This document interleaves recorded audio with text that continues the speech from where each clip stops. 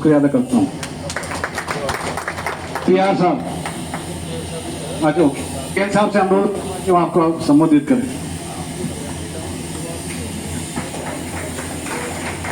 इस संस्था के संयोजक भाई PR मीना साहब, मेरे प्रिय साथी भाई अब्दुल्लाल जी, भाई बागचंद जी, बीडी मीना साहब, पीडी मीना साहब, नीति मीना साहब, हाजी मीना साहब और मेरे नए साथी आदि मीना साहब, मेरे प्यारे बच्चों और साथियों,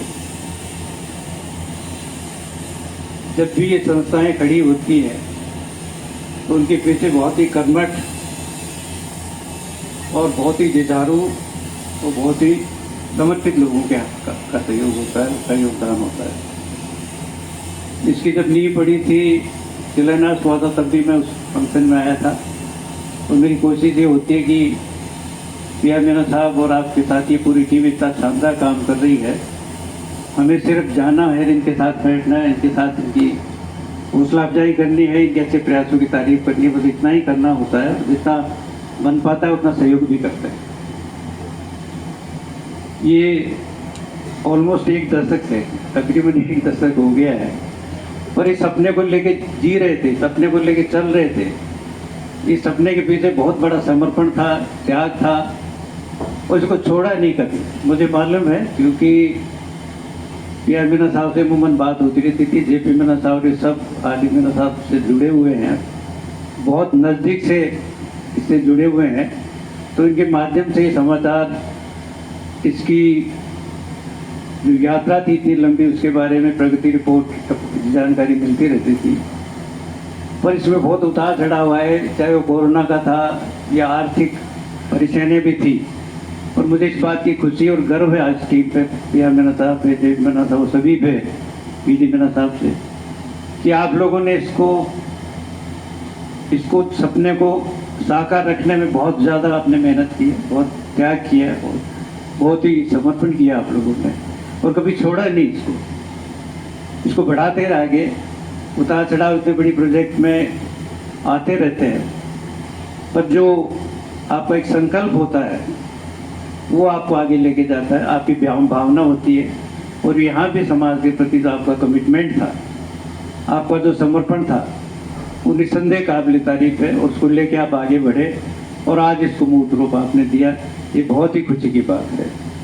मैं PR मीना साहब बहुत आभारी हूँ कि आपने मुझे याद किया और मुझे एक जिम्मेदारी भी दी है। मैं तो सब शुरू से ही आपके साथ हूँ, और मेरे से जो भी बन पाएगा, जब भी मुझे याद करेंगे मैं आऊँगा, और मैं आपके बीच में हमेशा रहूँगा। पहले भी मैंने हमेशा ये कोशिश की है, आपके जितने भी फंक्शंस हुए मैं उसमें आता रहा हूँ, क्योंकि मुझे ऐसे फंक्शंस में आना बहुत अच्छा लगता है, क्योंकि इसी में हमारा उद्धार है, इसी में समाज का भविष्य है। शिक्षा की बात अभी PD मीना साहब ने कही, RD मीना साहब ने कही।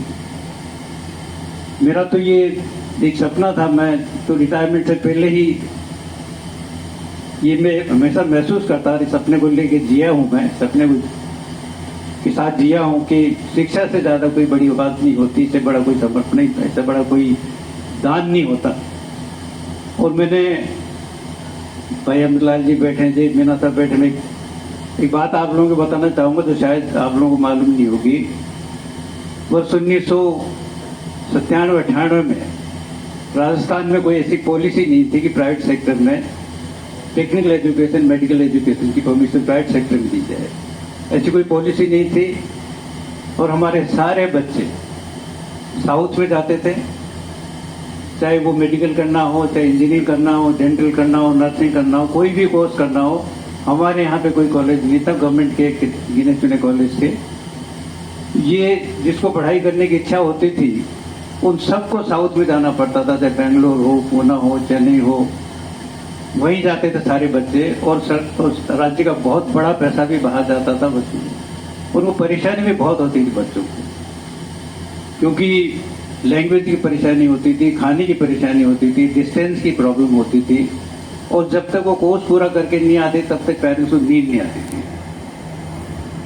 तो मैंने, ये बड़ी अजीब सी बात लगी, अब मैंने मुख्यमंत्री तत्कालीन भैरव सिंह जी से बात की, क्योंकि मेरा बेटा भी पास आउट हो रहा था, मैं नौकरी करवाने के मेरा मन नहीं था उसको। मेडिकल कॉलेज में था तो मैंने भैरव सिंह जी से बात की, वो बहुत स्नेह रखते थे। मैंने कहा सही, ये हमारी स्टेट के इतने बच्चे जितने भी जिनको पढ़ाई करनी होती है, चाहे मेडिकल हो, डेंटल हो, नर्सिंग हो, इंजीनियरिंग हो, वो सारे बच्चे बाहर जाते हैं और उनकी कितनी परेशानियां हैं, चाहे वो डिस्टेंस, लैंग्वेज, खाना, ये सब की परेशानियां उनको। तो ये वहाँ 40-40 साल से ये कॉलेजेस चल रहे हैं, आज यूनिवर्सिटी बन गए हैं, 30-30 साल से चल रही है। हमारे यहाँ क्यों नहीं, राजस्थान में हमारे बच्चों को इतनी परेशानी क्यों भुगतनी पड़ती है? हम क्यों नहीं खोल सकते ये कॉलेज? तो ये एक बहुत ही सौभाग्य की बात है, खुशी है, बड़ा संतोष है इस बात का कि मुख्यमंत्री जी को ये बात बहुत अपील की उनको, और उन्होंने कहा कि बात तो ठीक कह रहे हो तुम। और उन्होंने मेरे को कहा कि वो तत्कालीन हेल्थ मिनिस्टर थे मिस्टर राजेंद्र सिंह राठौर, 97 की बात बता रहा हूँ मैं आपको। उनको फ़ोन किया मेरे सामने कि मैं इनको भेज रहा हूँ, इनको ये बात सुनाई, क्या कह रहे हैं। चीफ सेक्रेटरी को फ़ोन किया कि मैं भेज रहा हूँ, इनकी बात सुना। और जब चीफ मिनिस्टर खुद ये कहते हैं तो फिर सुनना क्या था? तो हेल्थ मिनिस्टर ने कहा कि सर मेरा साहब करना क्या है ये बताओ आपको। मैंने करना ये है कि हमारे स्टेट में भी एक पॉलिसी बने और सब बच्चों को, चाहे वो मेडिकल की पढ़ाई हो, इंजीनियरिंग पढ़ाई हो, चाहे किसी भी इसे टेक्निकल या मेडिकल कोर्स की पढ़ाई हो, उसको मौका यहाँ मिलना चाहिए, राजस्थान में अवसर मिलना चाहिए। फिर चीफ सेक्रेटरी से बात हुई, मीठालाल मेहता तत्कालीन चीफ सेक्रेटरी थे, उनसे बात हुई तो उन्होंने सारी बात सुनी और उनको भी ये बात ठीक लगी। तो उन्होंने कहा कि अच्छा तुम ये बात तुमने इनिशिएट की है तो दूसरा नोट तैयार करो तुम्हें। तो वो नोट वो हेल्थ सेक्रेटरी को तैयार करना था, उनमें उससे PhD सेक्रेटरी था। तो मुझे हेल्थ सेक्रेटरी मेरे मित्र थे, कहा कि क्योंकि ये तुम्ही ने ये इनिशिएट किया था तो तुम इसका नोट बनाओ। तो नोट 15 पेज का मैंने तैयार किया, उस पर साइन हेल्थ सेक्रेटरी ने किए। Mister MD Korani used to the health secretary that time. He signed that note, forwarded it to Chief Secretary, he approved it. Then it went to the Health Minister, he approved it, it went to the Chief Minister. उन करके cabinet में गया, फिर cabinet approval ये policy Rajasthan में बनी। तो ये उसके बाद ही सारे जितने भी कॉलेज आज, चाहे मेडिकल कॉलेज हो, चाहे डेंटल कॉलेज हो, चाहे इंजीनियरिंग कॉलेज हो, उसके बाद ये है सबसे पहली एप्लीकेशन, फर्स्ट एप्लीकेशन वो अपने जयपुर डेंटल कॉलेज की थी। और सबसे पहली कॉलेज जो स्थिति में आई, डिस्टेंस में आई, वो भी जयपुर डेंटल कॉलेज थी। आज तो आपकी कृपा से, आपके आशीर्वाद से, आपकी शुभकामनाओं से अपने 18 कॉलेज हैं, यूनिवर्सिटी है और बहुत शानदार चल रहा है। अच्छी गुडविल है। आप लोगों को ताजुब होगा कि कहीं भी एक भी ऐड आपने हमारी यूनिवर्सिटी का नहीं देखा होगा। हम ऐड देते नहीं, ना कोई डिस्प्ले बोर्ड्स देखे होंगे, पर जब तक महाराज विनायक ग्लोबल यूनिवर्सिटी नाम है उस यूनिवर्सिटी का, उसकी सारी सीटें, सारे कोर्सेज की बाहर नहीं जाती है, तब तक बच्चे दूसरी कॉलेजों में नहीं जाते। अगर फर्स्ट रैंक थी उन दिनों में, अब तो यूनिवर्सिटी सब और भी आ गई है। उन दिनों राजस्थान यूनिवर्सिटी होती थी, उसी से एफिलेटेड होते थे ये सब। उसके बाद Rajasthan health medical university I, उससे एफिलेटेड हुए। फिर कुछ दूसरों की अपनी पर्सनल अपनी प्राइवेट यूनिवर्सिटीज भी आ गई। पर जब तक राजस्थान यूनिवर्सिटी और मेडिकल यूनिवर्सिटी से अपन एफिलेटेड, तो 10 पोजीशन, टॉप पोजीशन है वो अपने कॉलेज की होंगी। 15 मेरिट है तो 15 की 15 होंगी। तो मेरे पे आरोप भी लगने लगे कि ये करते क्या है, कुछ न कुछ चीज़ में तालमेल है जरूर। ऐसे हो नहीं सकता कि एक ही कॉलेज की इतनी सारी मेरिट आए। मैंने समझाया हेल्थ सेक्रेटरी को भी, मैंने भाई तुमने छोड़ा क्या है यूनिवर्सिटीज़ के पास में?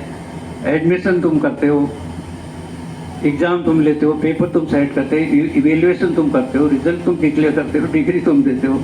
कॉलेज के बाद छोड़ा क्या है तुमने करने के लिए? इनके बाद पढ़ाई का काम है, एग्जाम कंडक्ट करते हैं, रिजल्ट तुम डिक्लेयर करते हो। तो इस तरह की पोजीशन थी राजस्थान में। ये पॉलिसी बनी और उसके बाद बहुत सारी कॉलेजेज आई, इंजीनियरिंग कॉलेज भी बहुत आई, मेडिकल कॉलेज भी बहुत आई। तो मैं आपको ये बताना चाह रहा हूँ, मेरा एक बेंट ऑफ माइंड था कि मुझे जो भी कुछ करना है मैं एजुकेशन सेक्टर में ही करूँगा, क्योंकि इससे कोई बहुत अच्छी चीज़, इससे कोई सेटिस्फाइंग चीज़ कोई दूसरी नहीं है।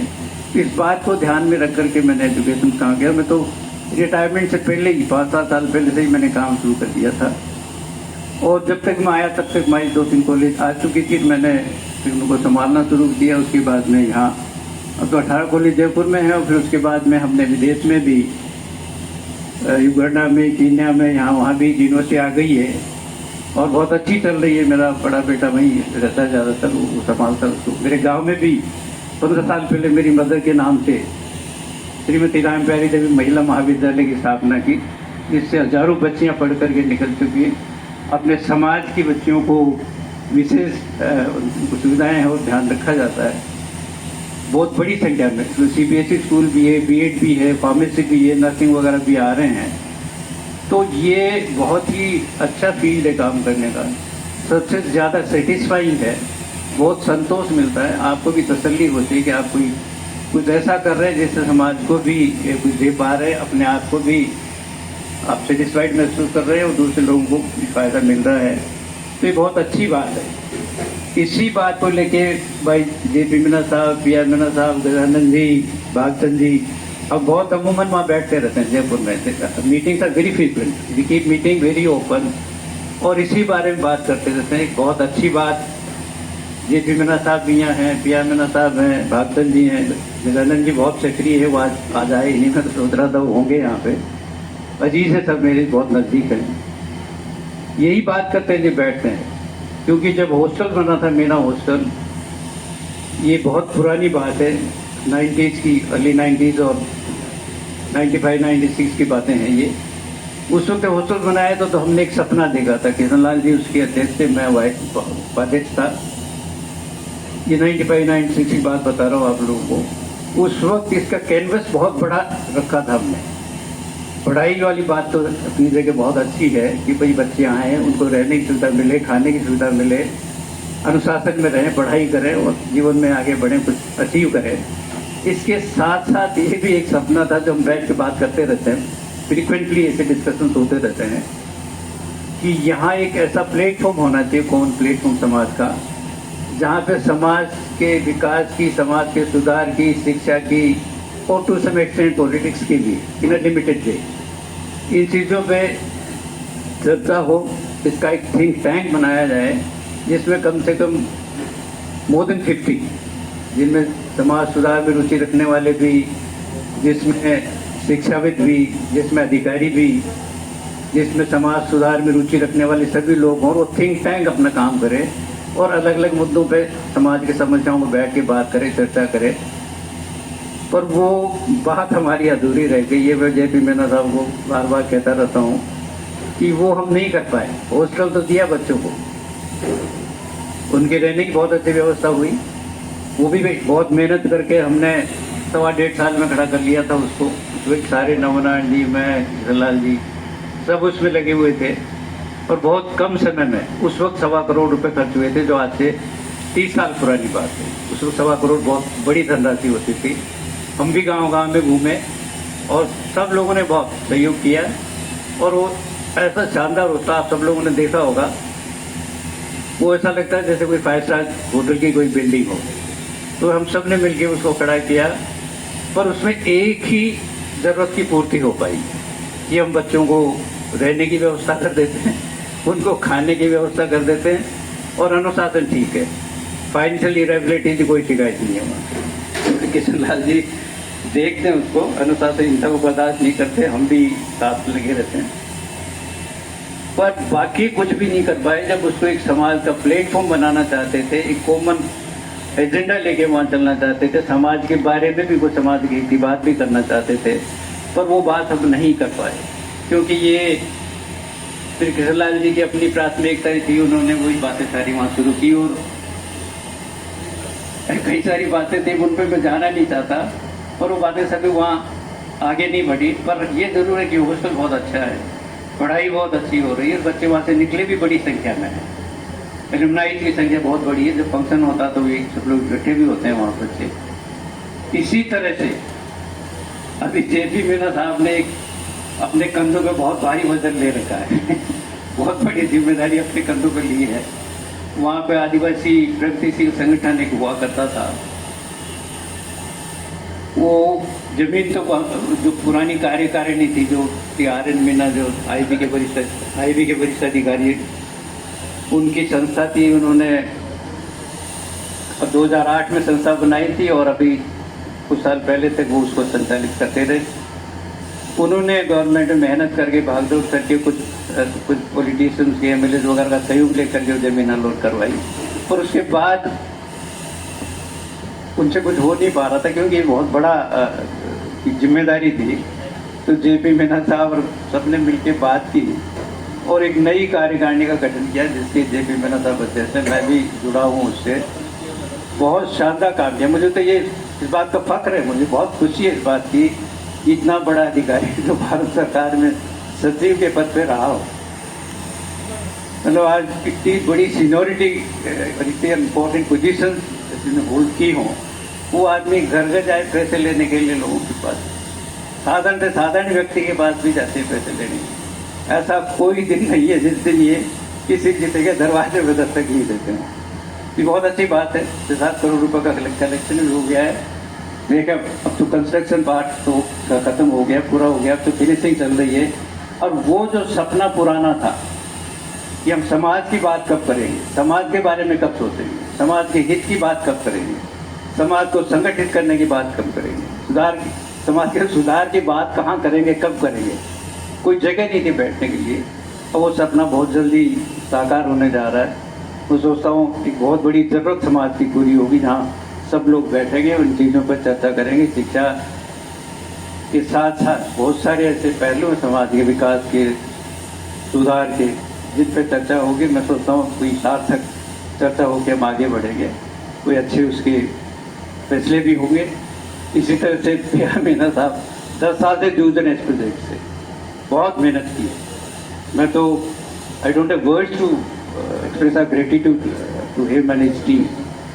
आज वो सपना भी साकार हुआ है, बहुत बड़ी बात है। इन बच्चों को मैं बताना चाहूँगा, जैसे पीटी मीना साहब और आदि मीना साहब सब कह रहे हैं, ये एक ज़माना था। मैं तो 50 साल पहले मैंने नौकरी ज्वाइन की थी IAS की, 75 में ज्वाइन की थी, अभी 50 पूरे हो गए हैं।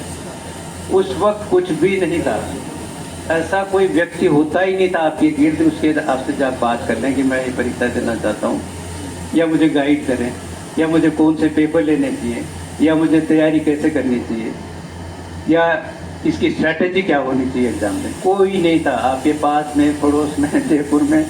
जैसे तैसे करके पढ़ाई पूरी कर ली और फिर जैसे छोटी मोटी नौकरी मिली उसी में फॉर्म भर दिया और ज्वाइन कर लिया। उन्होंने फॉर्म वॉर्म भरवा लिया और कह दिया कि आप तो 5-7 साल तो परीक्षा में नहीं बैठ सकते। तो मैं तो इसका बहुत भोगी हूँ। मैंने 68 में MA किया था। 68 में MA करने के बाद में एक IB की नौकरी निकली, यहाँ हमारे पुलिस के अधिकारी भी बैठे हुए हैं। उसे फॉर्म भर दिया, सिलेक्शन हो गया और उन्होंने एक बॉन्ड भरवा लिया 5 साल का, क्या 5 साल कोई परीक्षा नहीं दे सकते। कोई समझ तो थी नहीं, ज्ञान था, बॉन्ड भी भर दिया। अब वो झगड़े शुरू हो गए, देखा कि तो गलत जगह आ गए अपन। तो डिपार्टमेंट में झगड़े हो गए, बहुत बदनाम हो गए, ऊपर तक बात चली गई। वो मैंने कह दिया मैं तुम्हारी नौकरी नहीं करूँगा, मेरा इस्तीफा देने के जो भी लेना है ले लो, मेरा पीछा छोड़ो तुम, नहीं तो मैं तुम्हारी नौकरी नहीं करूँगा। आई एम नॉट बोर्न तो जो मैं इसके लिए पैदा नहीं हुआ, ये नौकरी नहीं करूँगा। मैं जाऊँगा मेरे नीम का दाना मेरा टाउन जानते हैं, मैंने कहा मैं वहाँ सब्जी की खड़ी लगा के सब्जी बेच लूँगा, पर तुम्हारी नौकरी नहीं करूँगा मैं। ये एक जज्बा था, एक संकल्प था। खैर अल्टीमेटली लड़ झगड़ के 5 साल भी पूरे हो गए। 73 में मेरे 5 साल पूरे हुए, 74 में मुझे परमिशन मिली। पढ़ाई लिखाई सब चौपट हो गई थी, कुछ भी याद नहीं था। पोस्टिंग भी श्रीनगर में, भोपाल में, ऐसी जगह पोस्टिंग हुई जहाँ न किसी संपर्क, ना कोई तैयारी करने वाला, ना कोई बुक्स, ना कुछ भी नहीं था। वो सब कुछ भूल गए थे। फिर सारे नए पेपर लेने पड़े और नए पेपर लेके और आई थी गांधी। ईश्वर की कृपा थी, स्नेह था, सब लोग आशीर्वाद था, पत्रखंड में आ गए IAS में और मेरी ठीक ठाक थी तो रास्ता भी मिल गया। तो इस तरह की परेशानियाँ आपके सामने नहीं है कि आप ऐसी जगह फंस जाओ और आप निकलने का रास्ता भी नहीं हो आपके पास, और आपको लड़ाई लड़नी पड़े, झगड़ा करना पड़े, कोर्ट कचहरी में जाना पड़े, अफसरों के बीच ताने सुनने पड़े आपको। ऐसा ह्यूमिलिएशन और इस तरह की परिस्थिति आप लोगों के सामने नहीं है। आज आपको गाइड करने वाले कदम कदम पे बैठे, आज कितनी बड़ी टीम आपके सामने बैठी है। ये हिंदुस्तान के माने हुए ऑफिसर थे सारे के सारे, जिनकी नौकरी 40-50 साल की करके रिटायरमेंट पे हैं, रिटायर हो गए और आपकी सेवा करने के लिए वॉलंटरीली स्वेच्छा से आगे आए, आपकी मदद करना चाहते हैं, आपको गाइड करना चाहते हैं।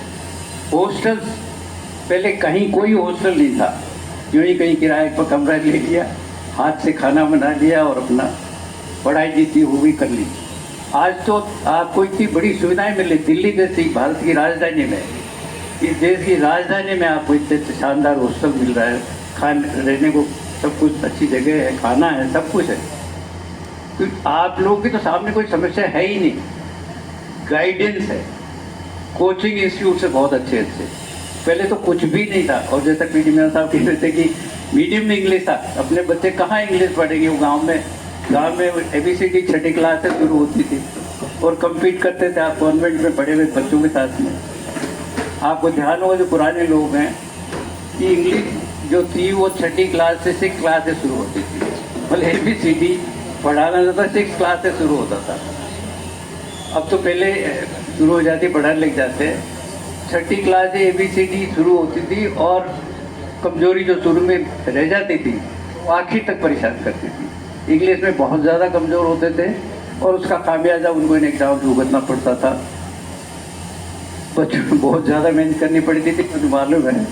हमारे साथी ऐसे थे जो रखने में लगे रहते थे क्वेश्चंस को, आंसर्स को। तो वो परिस्थितियाँ थी, कितनी विषम परिस्थितियाँ थी वो, कितने संकट की परिस्थितियाँ थी जो आज आपके सामने बैठे उन परिस्थितियों से निकल के आपके सामने आएंगे। उतना संघर्ष किया है उन्होंने और आज सब आपको यहाँ गाइड करने के लिए बैठे। मैं धन्यवाद देना चाहता हूँ भाई पीडी मीना साहब का कि आपने आज हम सबको इकट्ठा किया यहाँ पे। हमें अपनी बात आपको कहने का मौका मिला और आगे भी आते रहेंगे, जुड़े रहेंगे। आपने जो भी जितना किया उसके लिए तो आप बधाई के पात्र, धन्यवाद के पात्र हैं। और हम सब यहाँ आते रहें, जब भी बुलाएंगे याद करेंगे, हम जरूर आएंगे। मुझे आपने अपने साथ जोड़ा उसके लिए मैं आपके लिए अपना हार्दिक आभार व्यक्त करता हूँ। बहुत बहुत धन्यवाद।